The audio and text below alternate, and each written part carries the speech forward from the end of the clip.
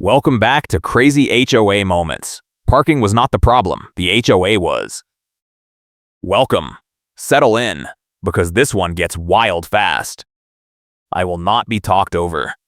That is what I said to Ruth Evans in the Autumn Ridge Property Owners Association parking lot in Chattanooga, Tennessee, while she shouted that my car was a nuisance and she could tow a nuisance just like any other violation.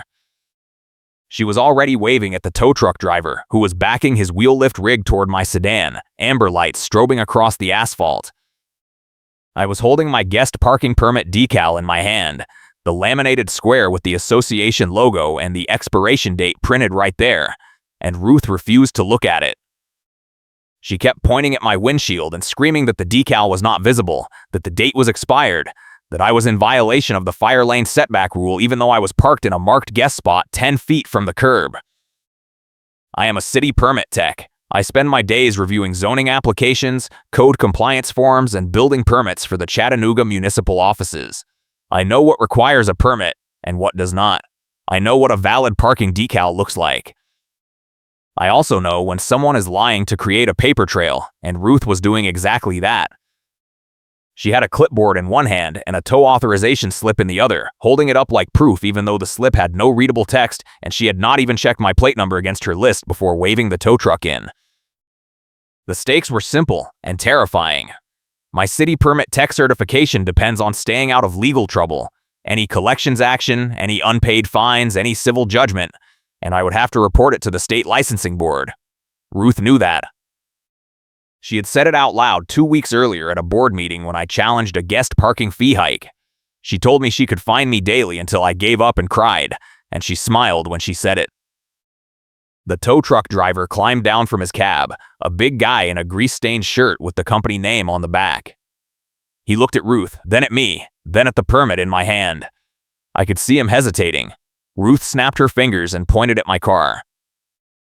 "Get it hooked," she said. "This vehicle is in violation." The driver walked over and looked at my windshield. The guest permit decal was right there, stuck to the lower corner of the glass. He leaned in, squinted, then straightened up and turned back to Ruth. "Ma'am," he said, "I see a valid decal. Expiration is next month." Ruth's face went red. "That decal is not valid," she said. "I do not care what you think. I care what the rule says. The rule says all guest vehicles must be registered on the portal and display a current decal with the registration number visible. His registration is not visible because he never submitted it." I pulled out my phone and opened the Autumn Ridge portal app. I had submitted my guest vehicle registration 3 weeks ago and received a confirmation email with a reference number. I held the screen toward Ruth. She glanced at it, then looked away. "That portal is down," she said. "Your appeal does not exist." The portal was not down. I refreshed the page right in front of her and the confirmation loaded instantly. The driver saw it too. He looked at Ruth again, and I could see him doing the math. He did not want to hook a car with valid paperwork. Tow companies get sued for wrongful tows all the time, and he knew it. Ruth stepped closer to me, close enough that I could smell her coffee breath. She lowered her voice, but it was still loud enough for the driver to hear. "I can fine you daily until you give up and you cry," she said. "You think you are special because you work for the city. You are not special. You are just another resident who thinks the rules do not apply. I do not care what you think. I care what the rule says." I swallowed my anger because I knew the moment to use it was coming. I had been gathering proof for 2 weeks ever since Ruth started her campaign. I had screenshots of the HOA group chat where board members coordinated targeted enforcement waves, picking specific residents who had complained at meetings and hitting them with fines for violations that did not exist. I had certified letters proving the HOA received my cure for an earlier parking violation and fined me anyway. I had handwriting samples from tow authorization slips that did not match Ruth's signature on file. I was not going to burn all of that on a parking lot argument with a tow truck driver as a witness. I needed the right moment, the right audience, and the right leverage. So I stepped back, pulled out my phone, and started recording. "Ruth," I said, "you are on camera. I am asking you one more time to verify my guest registration on the portal before you authorize this tow. If you refuse, I will file a complaint with the management company and send this video to them." Ruth smiled. "Go ahead," she said. "The management company works for us. They will do what we tell them. and your video does not prove anything except that you are being combative." The tow truck driver looked at me, then at Ruth, then back at his truck. He was done. He walked back to the cab, climbed in, and pulled forward, leaving my car untouched. Ruth screamed after him, waving the authorization slip, but he drove away without looking back. That was the first time I beat Ruth on a tow attempt, but it was not the last. The Autumn Ridge Property Owners Association is the kind of community where the compliance chair carries a clipboard and a stopwatch, timing how long cars sit in guest spots and measuring the distance from bumpers to curb paint with a tape measure. The neighborhood is full of identical two-story houses with tan siding and brown trim, each one sitting behind a stamped concrete driveway and a postage stamp lawn.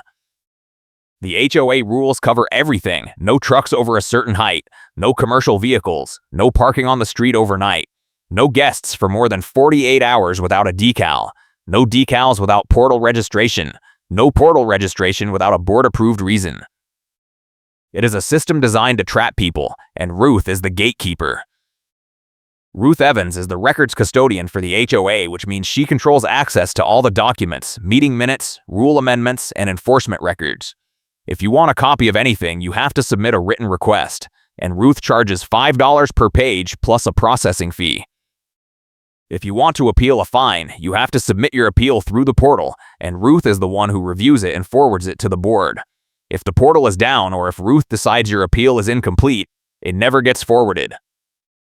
She has been in that role for 6 years, and in that time, the HOA has gone from a sleepy neighborhood association to a predatory enforcement machine. Fines have tripled, tow authorizations have quadrupled.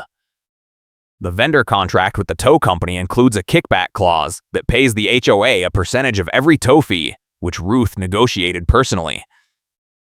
I moved to Autumn Ridge 2 years ago because the rent was cheap and the location was convenient for my job. I work night shifts sometimes, processing permit applications and answering after-hours code enforcement calls, so I need a place where I can sleep during the day and park my car without drama. For the first year, everything was fine. I paid my dues, I followed the rules, I kept my head down. Then I made the mistake of attending an HOA meeting. It was a budget meeting. The board wanted to raise guest parking fees from $10 per month to $50 per month, with no explanation for the increase. I raised my hand and asked why. Ruth looked at me like I had spit on her shoes. She said the increase was necessary to cover enforcement costs, and if I had a problem with it, I could run for the board myself. I said I just wanted to see the line item budget. She said the budget was available for review by appointment, and appointments had to be scheduled 2 weeks in advance with a written request and a processing fee. I asked how much the processing fee was. She said $25. I asked if I could just look at the budget on the portal. She said the portal did not host financial documents for security reasons. That was when I knew Ruth was hiding something. I submitted the written request, paid the processing fee, and scheduled the appointment. 2 weeks later, I showed up at the clubhouse and Ruth was waiting with a single sheet of paper. It was a summary budget with no line items, no vendor names, no contract details. I asked for the full budget. She said the full budget was confidential board material and not available to residents. I said that violated Tennessee HOA transparency law. She said I could hire a lawyer if I wanted to argue about it. That was the start of the war. Within a week, I got my first parking violation notice. It was a bright tow warning sticker slapped on my windshield, orange and white with bold lettering that said violation notice, and below that a checklist of infractions with boxes marked in pen. The box marked guest vehicle not registered was checked. I peeled the sticker off and took it inside. I logged into the portal and double-checked my registration. It was still active, still valid, expiration date 2 months away. I took screenshots, printed them, and drove to the clubhouse to show Ruth. She looked at the printouts, looked at the sticker, and shrugged. That sticker was issued based on a site inspection, she said. If the decal was not visible at the time of inspection, the violation is valid. You can appeal if you want, but the appeal fee is $50, and there is no refund if the board upholds the violation. I asked who did the site inspection. She said it was confidential. I asked for the inspection report. She said inspection reports were not public records. I asked when the inspection happened. She said she did not have that information available. I asked how I was supposed to appeal a violation with no details. She said I could submit a written appeal with supporting documentation, and the board would review it at the next meeting. I paid the $50 appeal fee. I submitted a 3-page written appeal with screenshots, photos of my windshield showing the decal, and a copy of the portal confirmation. I included a timeline showing that my registration had been active for the entire month, with no gaps. I cited the specific rule language that defined what constituted a valid decal. I even included a photo of the violation sticker itself, showing that the box for guest vehicle not registered was marked in blue pen, while the rest of the sticker was printed in black ink, which meant someone had filled it in by hand after the fact. The board upheld the violation. I got a letter 2 weeks later saying my appeal was denied because the photographic evidence did not conclusively prove the decal was visible at the time of inspection, and the board had discretion to rely on the inspector's observations. The fine was $250, payable within 30 days, and if I did not pay, the HOA would add a late fee of $50 per month, plus interest until the balance was cleared. The letter also said that if the balance went unpaid for 90 days, the HOA would refer the matter to collections, which would impact my credit and could result in a lien on my rental agreement. That was the time pressure. I had 90 days before this hit my credit, and once it hit my credit, I would have to report it to the state licensing board. I could fight it, but fighting meant hiring a lawyer, and hiring a lawyer meant spending more money than the fine itself. Ruth knew that. She was counting on it. She wanted me to pay, shut up, and go away. I did not pay. I sent a certified letter to the management company that oversees Autumn Ridge, a regional firm called Crestview Community Management. I explained the situation, attached all my documentation, and requested an audit of the parking enforcement records for the past year. I also requested a copy of the tow vendor contract, including the kickback clause. I cited Tennessee HOA law that requires management companies to provide records within 15 business days of a written request. Crestview responded with a form letter saying they would review my request and get back to me. 3 weeks went by. No response. I sent a follow-up letter. No response. I called the Crestview main office and asked to speak to the property manager assigned to Autumn Ridge. The receptionist said the property manager was unavailable and would return my call. No one called back. That was when I realized Ruth was stalling on the back end too. Crestview was not going to help me because Ruth controlled the flow of information between the HOA and the management company. If Ruth told Crestview that my complaint was frivolous, they would believe her. If Ruth told Crestview that I was a problem resident, they would side with her. I needed proof that went over Ruth's head and landed directly in front of someone who had the authority to override her. I needed an ally. I found one at a city planning commission meeting. Her name was Angela, and she was a community manager from another HOA across town. She was testifying about a zoning variance, and I recognized her from a LinkedIn post about HOA transparency reform. After the meeting, I introduced myself and explained the situation. Angela listened, nodded, and pulled out her phone. She showed me a screenshot of a group chat where Autumn Ridge board members were coordinating enforcement actions. She had gotten it from a friend who lived in the neighborhood and had been targeted the same way I was. This is a pattern, Angela said. Ruth and the board are running a scam. They target residents who complain, hit them with fines, and then stall the appeals until the deadline forces them to pay or face collections. The tow vendor is in on it too. They get a cut of every tow, and Ruth gets a bonus for hitting a quota. The management company either does not know or does not care, because Autumn Ridge pays their contract on time and does not make waves. You need to force an audit, and you need to do it publicly so they cannot bury it. Angela gave me a template demand letter and the name of a local attorney who specialized in HOA law. She also gave me her phone number and told me to call her if I needed a witness. I thanked her, went home, and drafted the demand letter that night. I kept it short and factual. I stated that I had submitted a records request to Crestview 30 days ago and received no response. I stated that Tennessee law required a response within 15 business days. I stated that I had reason to believe the Autumn Ridge Board was engaging in retaliatory enforcement and financial impropriety, and I was requesting a full audit of parking enforcement records, tow authorizations, and vendor contracts. I stated that if Crestview did not respond within 7 business days, I would file a complaint with the Tennessee Real Estate Commission and copy the State Attorney General's Consumer Protection Division. I had my attorney send the letter with attachments that forced the HOA to respond. The attorney added a cover memo stating that he was representing me in this matter and that all future correspondence should be directed to his office. He also included a copy of the Tennessee HOA statute that requires management companies to maintain accurate records and provide access to residents upon request. The letter went out certified mail, return receipt requested. Crestview responded in 4 days. They sent a 2-page letter saying they took my concerns seriously and were initiating an internal review of Autumn Ridge parking enforcement procedures. They also said they would provide copies of the requested records within 10 business days, subject to redaction of confidential vendor information. The letter was signed by the regional director, not the property manager, which meant someone higher up had gotten involved. 2 days later, I got another violation sticker. This one was for unauthorized commercial vehicle in residential zone. My car is a sedan. It has never been a commercial vehicle. It has no company logos, no roof racks, no equipment. The sticker was stuck to my driver's side window, right over the door handle, so I would have to peel it off to open the door. I took photos, peeled it off, and added it to my evidence file. The next day, Ruth called the police. I was sitting in my car in the guest parking lot, engine off, waiting for a friend to arrive.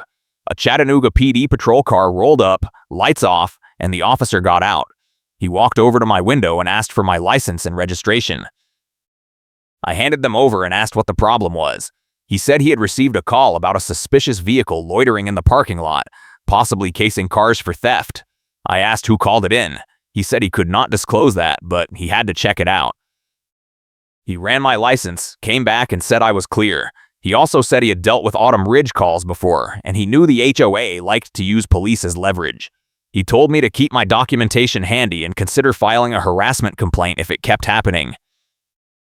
If you are enjoying this story, hit that like button and subscribe for more HOA nightmares and satisfying Karen takedowns. The harassment did keep happening. The next week, Ruth issued a new rule amendment. It appeared on the portal one morning with no advance notice, no board vote, no member input. The rule said all guest vehicles must display a temporary permit decal issued at the clubhouse, in addition to the permanent decal obtained through the portal. The temporary decal was valid for 24 hours and had to be renewed daily. Failure to display the temporary decal would result in immediate towing. The rule went into effect the same day it was posted. I called Angela. She said the rule was almost certainly invalid because Tennessee HOA law requires rule amendments to be approved by a member vote, not unilaterally imposed by the board. She also said the 24-hour renewal requirement was designed to make compliance impossible because the clubhouse was only open from 9 in the morning to 5 in the afternoon on weekdays, which meant anyone who worked during the day could not renew their decal without taking time off work. I printed the portal screenshot showing the new rule, highlighted the effective date, and added it to my evidence file. Then I drove to the clubhouse to ask Ruth about it. She was sitting behind the front desk with a stack of temporary decals in front of her, small square stickers with the Autumn Ridge logo and a blank space for a handwritten date. She looked up when I walked in and smiled. "I do not care what you think, I care what the rule says," she said before I could speak. "The rule says you need a temporary decal. Do you want one or not?" I asked if the rule had been approved by a member vote. She said the board had the authority to implement emergency rules when necessary to protect the safety and property values of the community. I asked what the emergency was. She said the emergency was unauthorized guest vehicles creating fire lane access problems and increasing the risk of theft and vandalism. I asked for documentation of the fire lane access problems. She said the documentation was confidential. I asked for the board meeting minutes showing the emergency rule approval. She said the minutes were not finalized yet. I took a temporary decal. I stuck it on my windshield next to the permanent decal, took a photo, and left.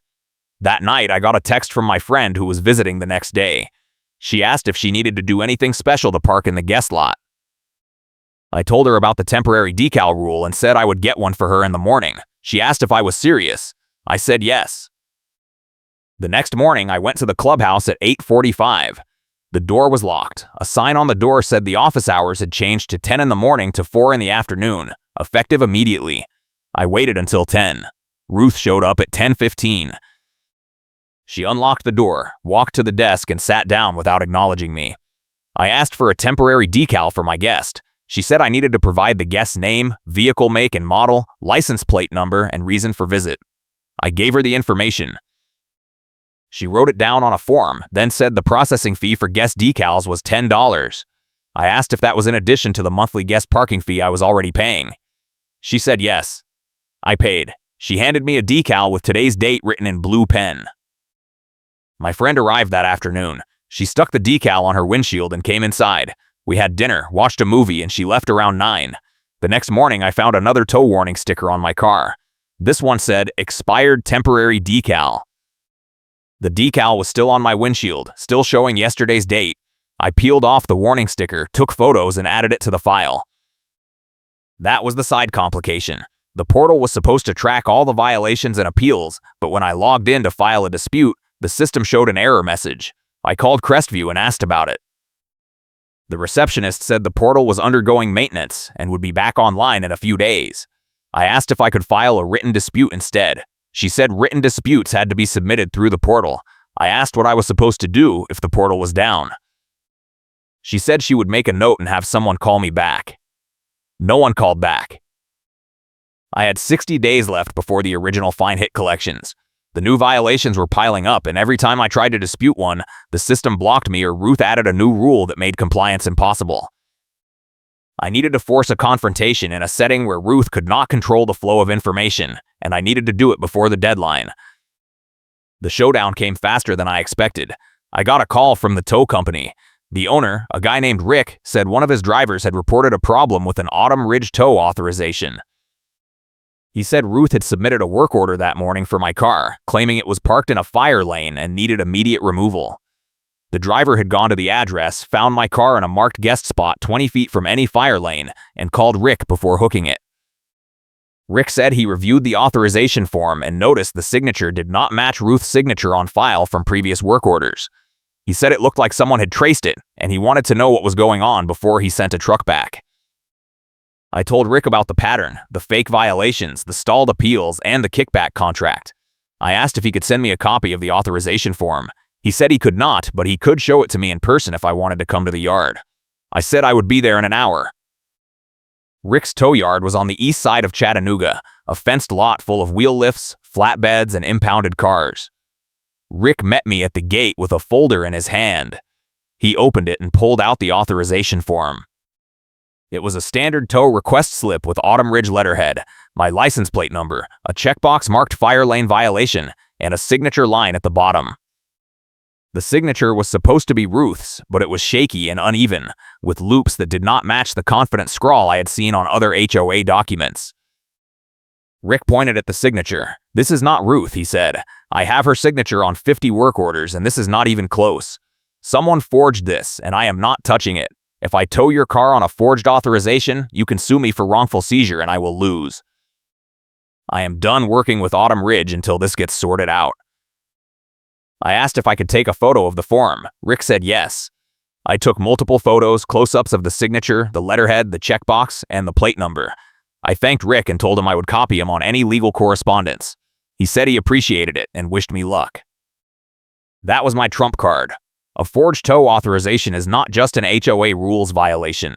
It is fraud. It is forgery. It is potentially a criminal act, and it opened Ruth up to liability that went way beyond a board reprimand or a management company audit. I had the proof.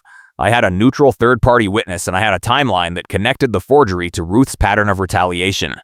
Now I needed to use it in a way that forced accountability.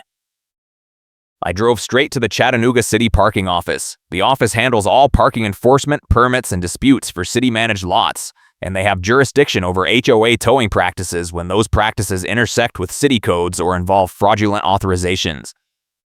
I walked in and asked to speak to a supervisor. The clerk at the counter said the supervisor was with another customer but would be available in a few minutes. I sat down and waited. Ruth walked in 10 minutes later. She did not see me at first. She walked up to the counter and started arguing with the clerk about a citation she had received for parking in a loading zone near the clubhouse. She said the citation was invalid because she was conducting HOA business and was exempt from city parking rules. The clerk said there was no exemption for HOA business. Ruth raised her voice and demanded to speak to a supervisor. The clerk said the supervisor was on the way. The supervisor came out from the back office. Her name was Linda, and I recognized her from a code enforcement seminar I had attended last year. She saw me, nodded, then turned to Ruth and asked what the problem was. Ruth launched into a speech about how the HOA had the authority to manage parking enforcement within the community, and the city had no right to interfere. Linda listened, then asked if Ruth had a copy of the HOA's parking enforcement policy on file with the city. Ruth said she did not need to file anything because the HOA was a private entity. Linda said that was incorrect, and any HOA that used public streets or issued tow authorizations that resulted in vehicles being moved to city-contracted impound lots had to register their enforcement policy with the city and comply with Tennessee towing statutes. Ruth's face went red. She started to argue, but Linda held up a hand and said she needed to see documentation.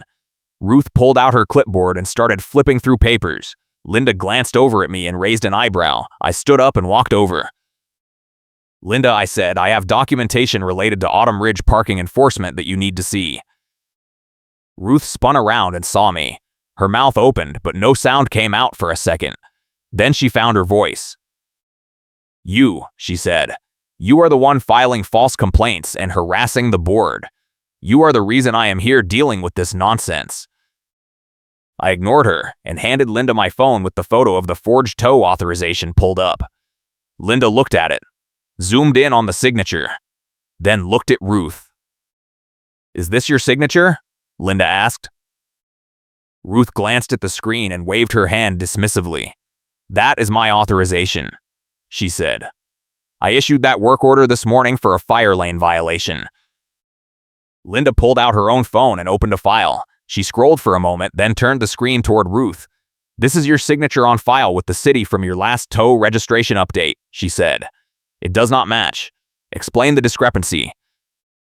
Ruth stammered. She said the signature might have been rushed, or she might have had someone else sign it for her, or the form might have been filled out by a board member.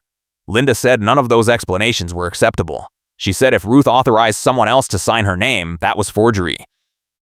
If a board member filled out the form without authorization, that was fraud. If the signature was rushed, it still had to match the baseline sample, or the authorization was invalid. She said the city took towing fraud seriously, and if the tow company had executed the work order, Ruth and the HOA would be facing a wrongful seizure complaint and potential criminal charges.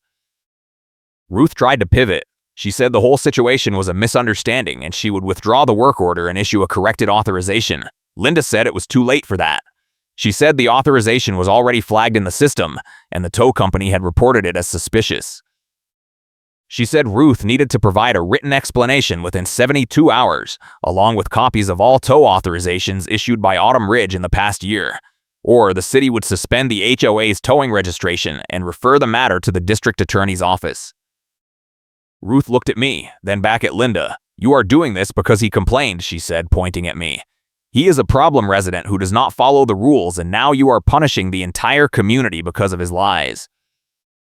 Linda shook her head. "I am doing this because your authorization form does not match your signature on file, and that is a red flag for fraud. If you want to dispute that, you can submit documentation. Otherwise, you have 72 hours to comply, or the city will take action." Ruth grabbed her clipboard and stormed toward the door. Halfway there, she stopped and turned back to Linda. "I need to file a motion on record," she said. "I need to formally dispute this suspension and request a hearing." Linda looked at her. "You can file a motion," she said, "but you still have 72 hours to provide the documentation. If you do not comply, the suspension stands regardless of your motion." Ruth stood there for a moment, breathing hard. Then someone behind me spoke up. It was Angela, the community manager from the other HOA. She had walked in during the confrontation and had been standing near the door. She stepped forward and addressed Linda. "I can provide additional documentation if it helps," Angela said. "I have records of similar complaints from other Autumn Ridge residents, including screenshots of group chat messages where board members discuss targeting specific residents with enforcement actions." Ruth's face went white. She tried to speak, but Angela kept going.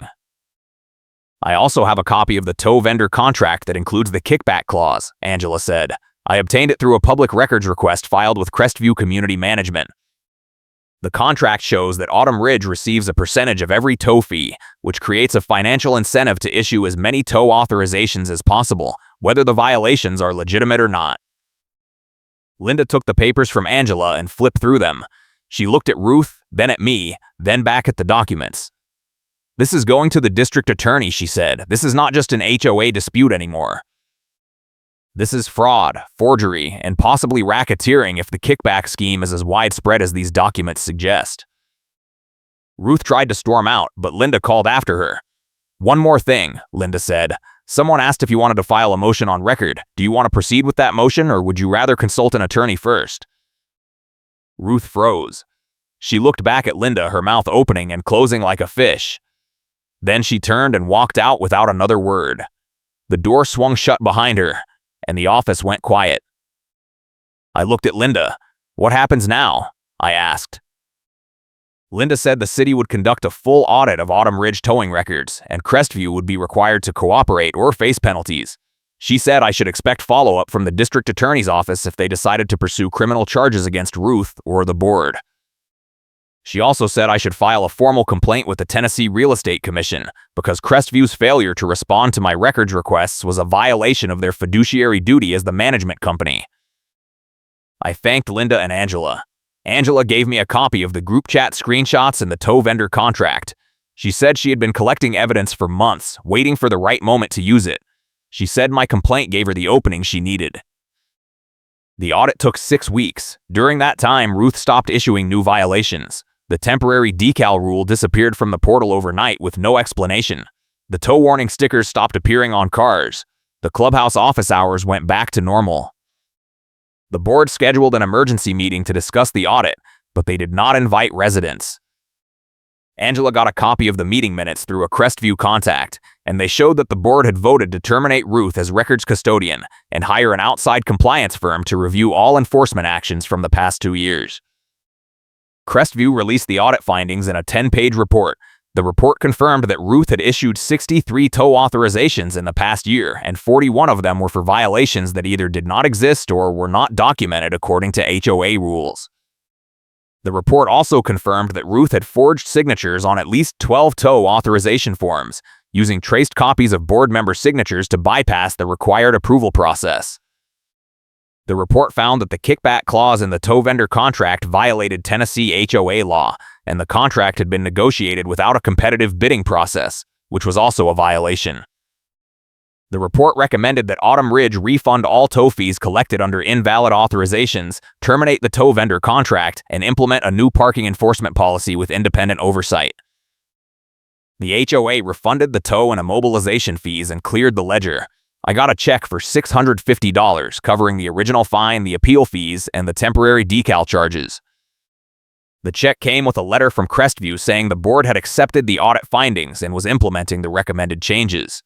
The letter also said Ruth had resigned from her position and was no longer involved in HOA operations. Ruth's staged photos got used against her.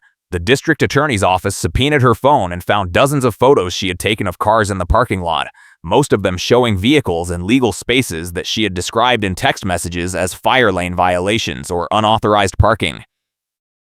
The photos had timestamps that proved she had taken them at times when no violation existed, then used them later to justify tow authorizations. The DA charged her with fraud and forgery, and she pled guilty to avoid trial. She got probation, community service, and a permanent ban from serving on any HOA board in Tennessee. The payback came from a management audit that exposed the pattern. Crestview launched a company-wide review of all HOA accounts in their portfolio, looking for similar kickback schemes and enforcement abuses. They found 3 other communities with the same problem, all of them managed by board members who had negotiated sweetheart deals with tow vendors and used enforcement as a revenue stream. Crestview terminated those contracts, refunded the fees, and implemented new policies requiring independent audits and member oversight for all vendor agreements. The settlement I signed included full fee refunds, a no-contact directive preventing Ruth from communicating with me or entering Autumn Ridge property, and a written ban on retaliatory enforcement with penalties for violations. The ban specified that any board member or HOA employee who targeted me with enforcement actions had to provide documented evidence of the violation, with timestamps, photos, and witness statements, and any dispute would be reviewed by an independent arbitrator appointed by Crestview. If the board violated the ban, they would owe me liquidated damages of $5,000 per violation, plus attorney fees. I still live in Autumn Ridge. The new compliance firm is professional and transparent. The parking rules are still strict, but they are applied evenly, and there is a clear appeals process that does not involve paying fees up front or waiting months for a response. The tow vendor contract was rebid, and the new company does not get a kickback. They get paid a flat fee per tow, and every tow has to be approved by 2 board members with photographic evidence submitted within 24 hours. Ruth moved out of the neighborhood 6 months after the settlement. I heard she tried to join another HOA board in a different county, but someone recognized her name and flagged it to the State Real Estate Commission. She withdrew her application and disappeared from the HOA scene entirely. Angela and I stayed in touch. She used the Autumn Ridge case as a template for reform efforts in other communities, and she has been invited to speak at HOA management conferences about transparency and accountability. She says the Autumn Ridge story is a perfect example of what happens when one person decides to fight back with documentation instead of just paying the fine and moving on. I kept every piece of evidence. I have a file cabinet in my home office with folders for each violation, each appeal, each tow authorization, each email, and each text message. I also have a folder for the settlement agreement, the audit report, and the DA's charging documents. I do not think I will ever need them again, but I am not taking any chance. If another Ruth shows up, I will be ready. Thanks for watching, and thanks for all the support.